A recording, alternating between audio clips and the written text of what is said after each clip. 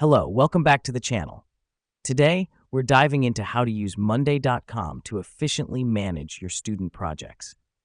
First off, let's start by creating a new board for your project.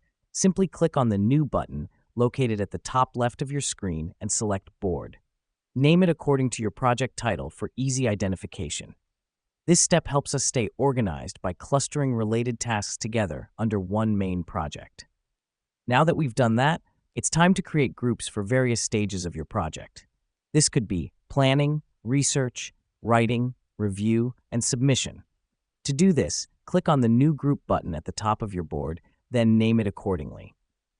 The reason we do this is to break down your project into manageable chunks, making it easier to focus and track progress.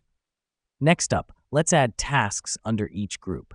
For example, under planning, you might have tasks like define objectives, create timeline, and assign roles. To add a task, simply click on the Add Item button under the respective group. This helps us because it assigns specific activities to each phase of the project, ensuring every detail is accounted for. Having done that, it's time to assign these tasks to team members. Click on the Person column next to each task and choose the responsible team member.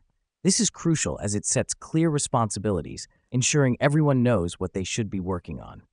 Now let me explain why this next step matters. It's about setting deadlines. Click on the Date column next to each task and select the appropriate due date. Here's what's happening behind the scenes. These deadlines keep everyone on track and help to prevent last-minute rushes. Finally, use the Status column to update progress as tasks are completed. You can choose from Not Started, In Progress, Stuck, or Done. This is essential as it provides visibility, keeping everyone informed on the project's progress. And that's it.